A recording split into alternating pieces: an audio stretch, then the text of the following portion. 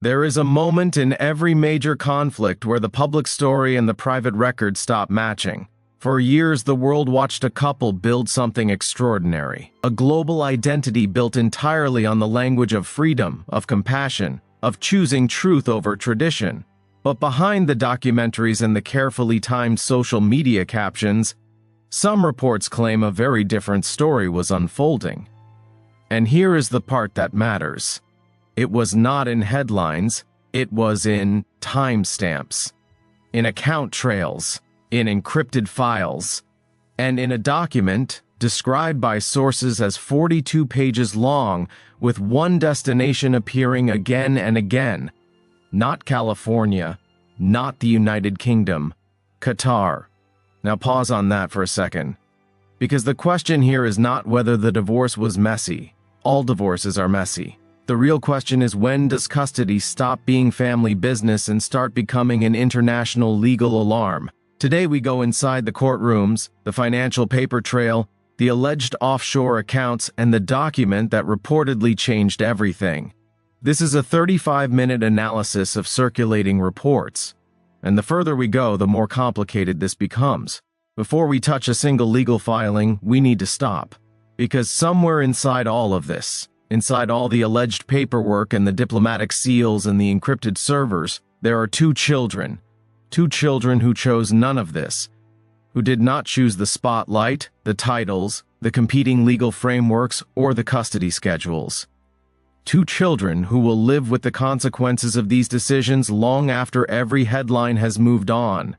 Keep them in the center of your thinking for everything that follows, because every single thread of this story leads directly back to them.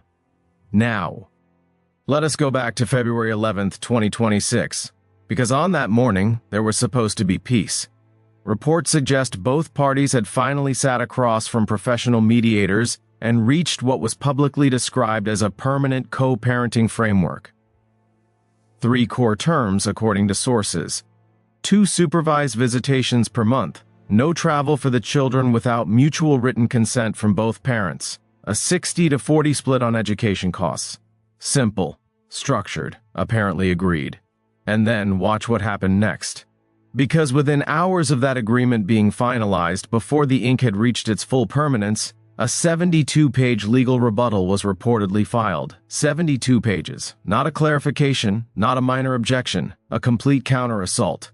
And the lead attorney reportedly stood before cameras and described the signed agreement not as a parenting plan, but as, in her exact words, a containment strategy. Hold that phrase. Because containment strategy is not the language of school pickup schedules. It is not the language of co-parenting disagreements. That is the language of institutional warfare. The moment those words entered the public record, the nature of this conflict changed permanently, less than 24 hours. That is how long the peace lasted. In high-stakes family law, an immediate reversal of this scale is almost unheard of, which leaves 2 possibilities. Either the situation collapsed so rapidly that a complete legal reversal became necessary within hours, or the counterfiling was already prepared before the original agreement was ever signed. We do not have a definitive answer. What we do have is the sequence, and sequences, in legal proceedings, speak for themselves. The filing that followed was not reactive. According to observers, it was comprehensive, organized, and detailed in a way that suggested significant preparation well in advance. It invoked alleged extrajudicial intimidation by the Royal Household Legal Office, claiming that private briefings had been deliberately leaked to media outlets to destabilize one party's legal standing. And then came the nuclear option. A request, reportedly filed formally, for a full forensic reassessment of the opposing party's mental health stability, citing specific alleged incidents dating as far back as 2017. Now here is the part most coverage skipped over. These incidents had never appeared in any legal setting before February of 2026, never formally documented, never previously weaponized. So if they were real, and if they were as serious as the filing suggested, why had they stayed private for nearly a decade and appeared only now? There is no clean answer to that question. But the fact that the question exists tells you everything about what kind of conflict this had become. This was no longer a custody discussion, this was a scorched earth campaign, and the earth had barely started to burn. Now here is something the headlines consistently got wrong about this story. The most important evidence in a custody case is almost never the loudest thing in the room. It is not the dramatic press release or the spokesperson statement.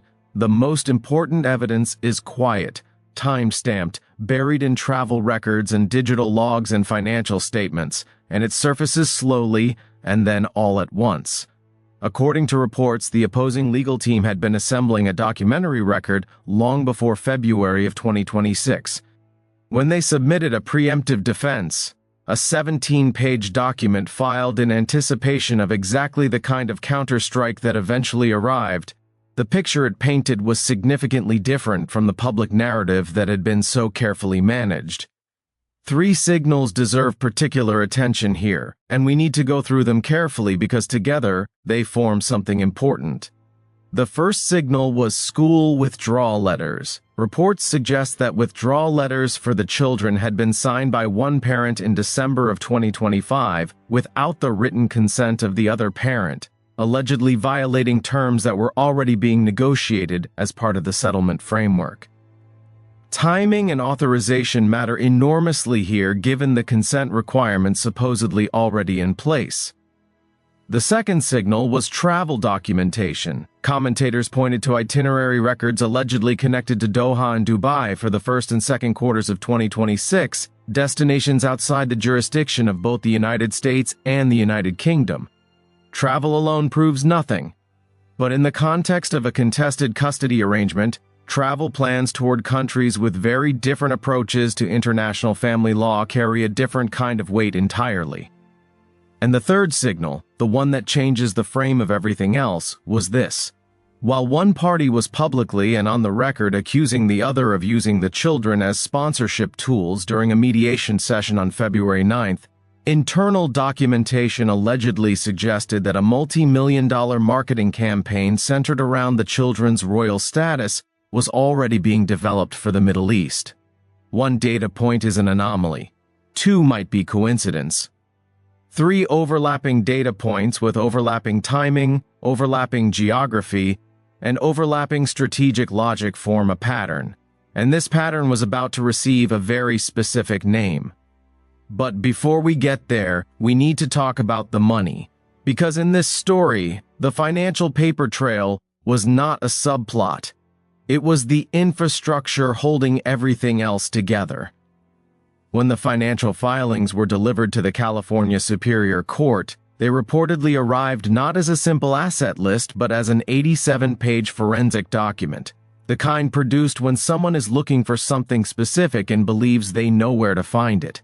Sources describe allegations centered on approximately $2.3 million in personal purchases on joint credit lines over roughly 3 years, fashion acquisitions from major luxury houses, private aviation bookings for solo international travel, and a significant sum described as expenditure on image management and media training. Wealthy people spend money, and that fact alone means nothing. But the allegation was not simply about the spending. The allegation, if accurate, was that personal expenditure was allegedly being routed through foundation sub-accounts and retroactively relabeled as brand representation or philanthropy alignment to mask its true nature. A former accountant speaking through what was described as a leaked deposition reportedly claimed that invoices were being relabeled after the fact to disguise the original purpose of the expense. If those documents reflect reality, this would represent a serious breach of responsibility to donors who believed their contributions were serving the charitable purposes they had been promised. But the real turn in the financial story was not the credit card statements. It was what reportedly lay beneath them. Sources described offshore accounts connected to entities registered in jurisdictions outside standard reporting visibility, transfers allegedly not appearing in tax filings, and a document from the United States Treasury that, if it exists as described, referenced accounts connected to a shell company receiving significant transfers from event organizers based in Dubai, none of it apparently declared. When institutional representatives reportedly became aware of these details, the response was not a press statement. They reportedly triggered a transparency statute and forwarded documents to a fraud investigation office. Not a tweet, not a spokesperson, a legal referral. And that move tells you something specific about how seriously the financial allegations were being treated by those with the institutional machinery to respond. But the real shift did not happen in the financial filings. It happened in a different kind of move entirely, one that most coverage missed because it did not look dramatic. There is a kind of power that operates in total silence. It does not hold press conferences. It does not issue emotional statements. It moves. It repositions. It builds. And by the time the opposing side realizes what has happened, the walls are already in place. By mid-February of 2026, the institutional response had shifted from reactive to surgical.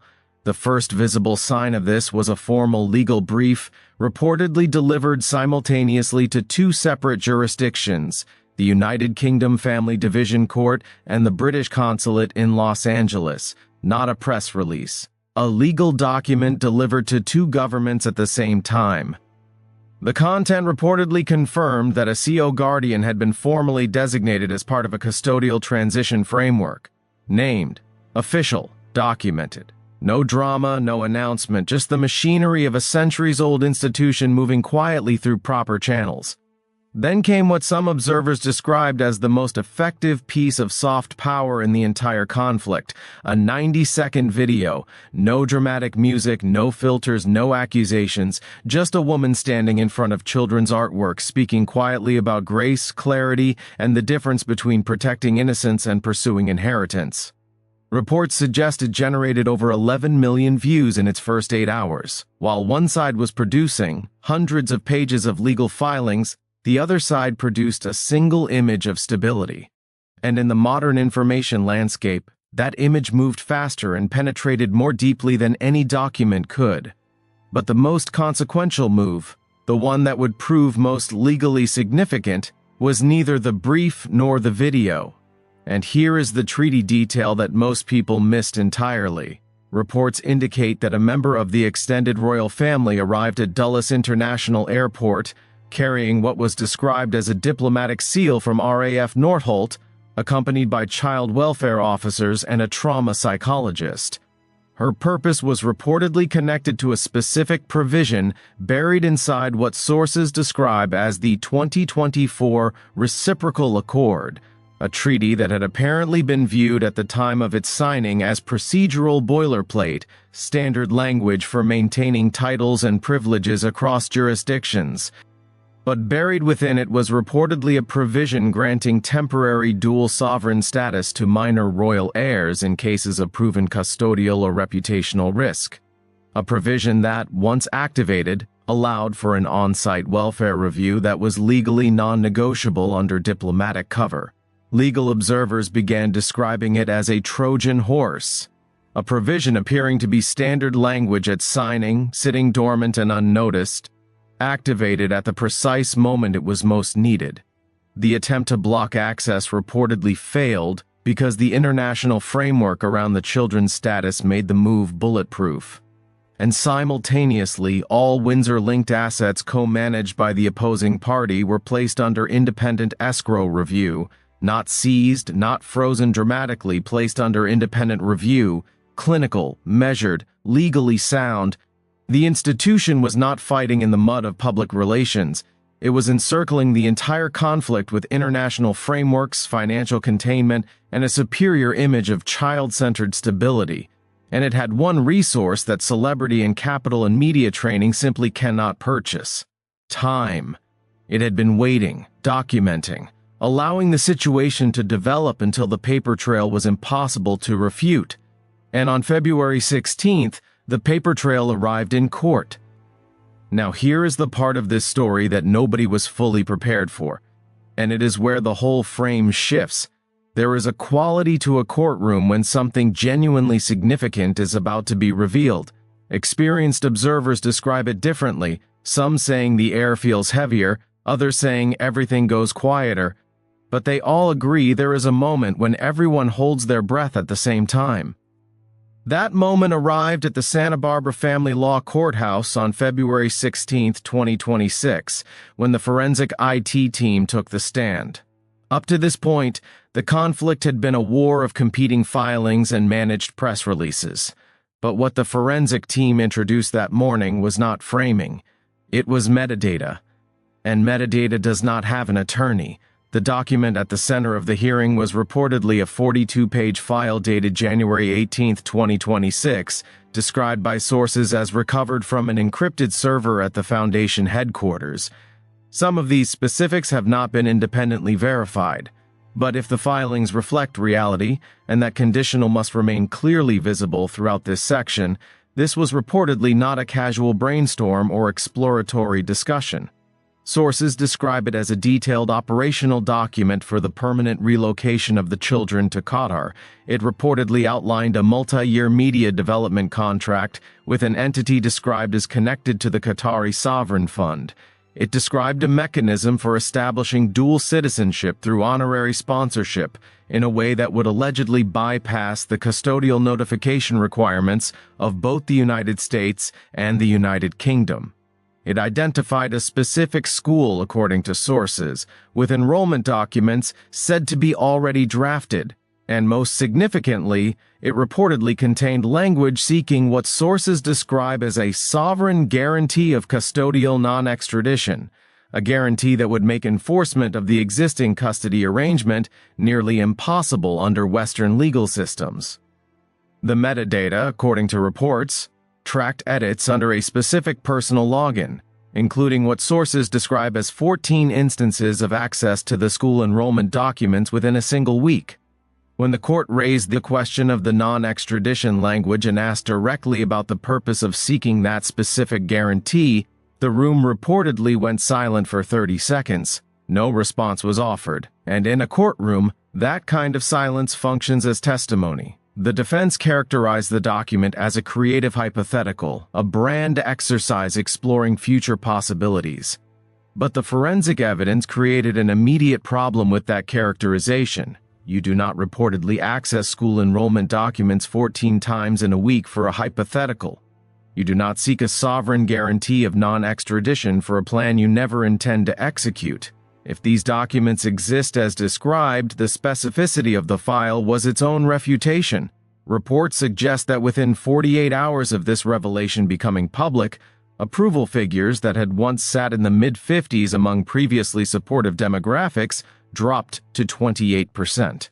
Because whatever one's views on royalty or celebrity or institutional power, the idea of a parent secretly planning to relocate children to a jurisdiction where a father's legal rights would be nearly unenforceable triggers a visceral and ideologically neutral reaction. An emergency order reportedly followed. Passports surrendered to a court-appointed third party. Digital contact monitored by a child welfare liaison. The system had been used, and it had worked.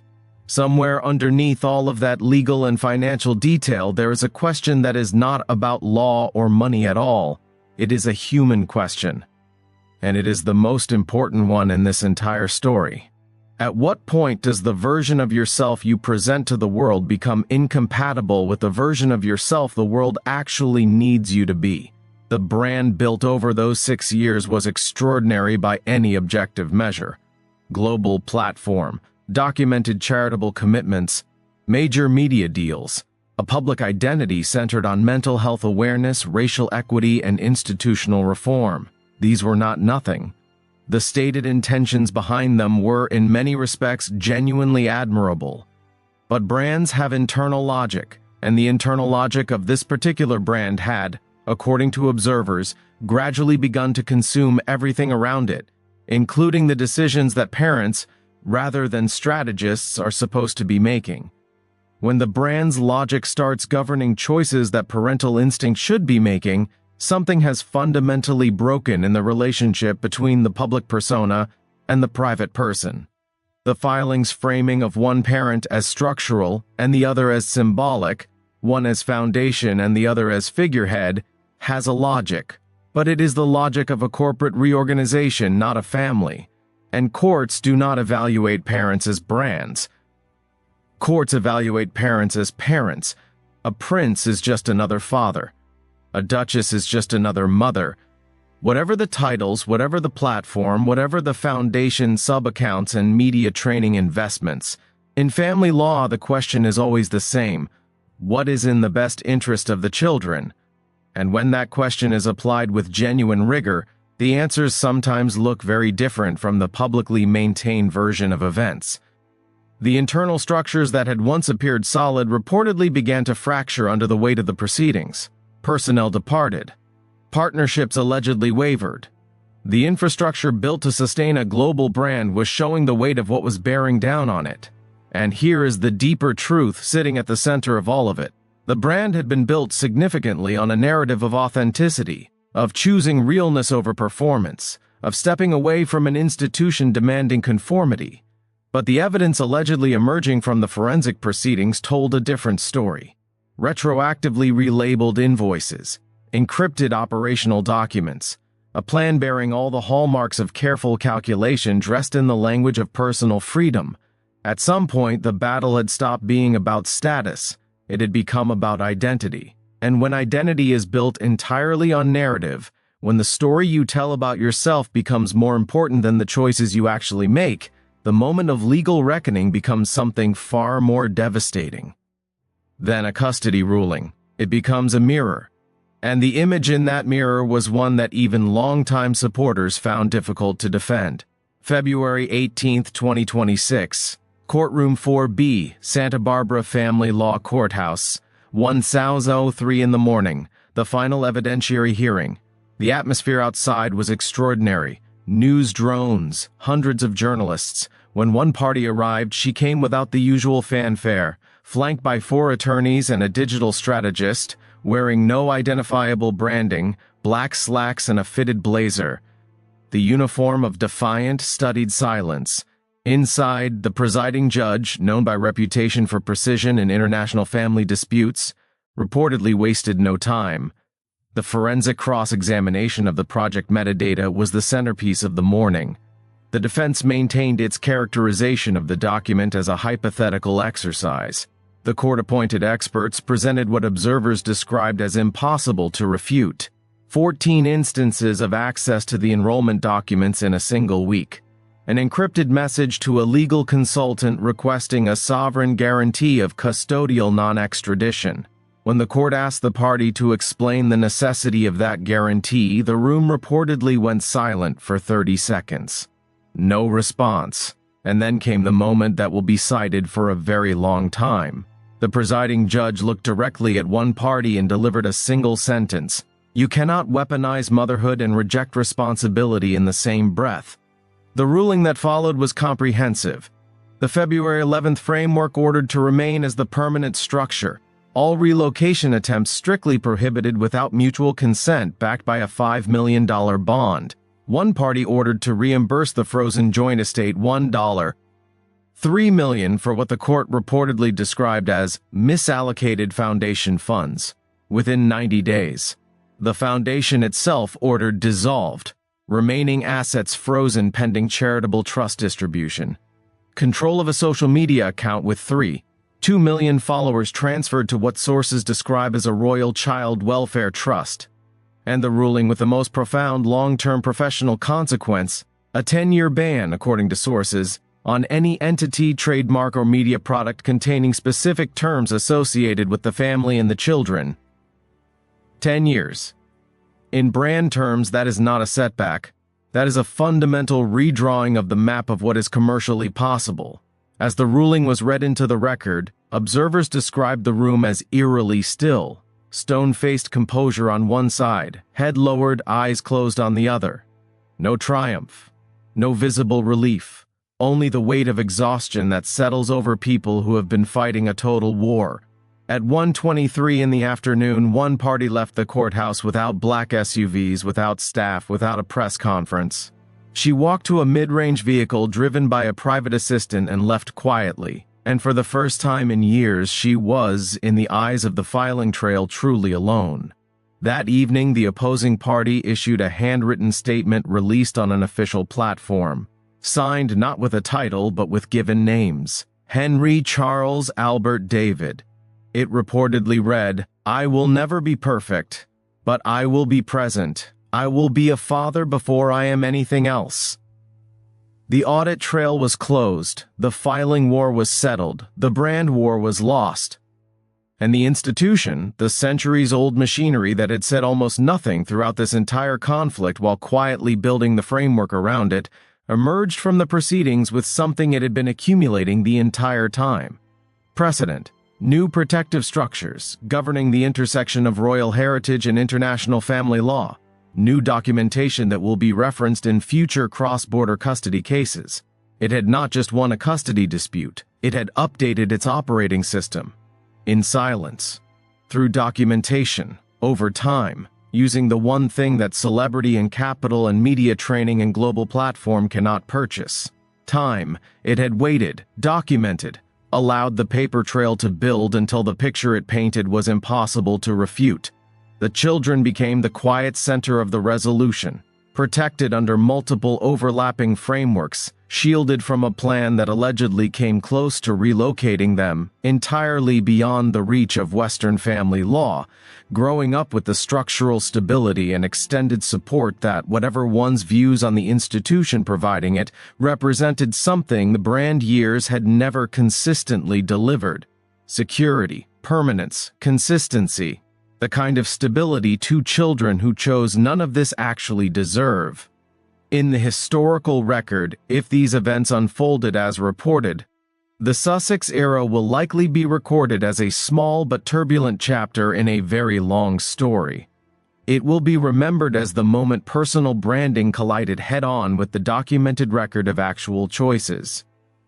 When the court of public opinion was replaced by an actual court with actual evidence, and a judge who was not particularly interested in narrative equity or brand positioning. The mirror has broken. And at the center of the wreckage, as always, are two children. Two children who did not choose any of this. Two children who deserved better than becoming the centerpiece of anyone's strategy. Before you go, I want to ask you one question directly. Were the institutional responses that reportedly emerged from this conflict genuine protection of children, or an overreach by a power structure using its filing machinery to reassert dominance? Comment protection if you believe the outcome served the children's best interest. Comment overreach if you believe the institutional response went further than the situation required. And if you want a dedicated breakdown of the specific frameworks described in these reports, including the alleged reciprocal accord, the Sandringham Declaration, and the question of dual sovereign status for minor royal heirs, and what all of it might mean for future cross-jurisdictional custody cases, let us know below, because that part of the story extends far beyond this family. This has been a 35-minute analysis. The most important people in it never appeared in court. They are two children, and they deserved better. Thank you for watching.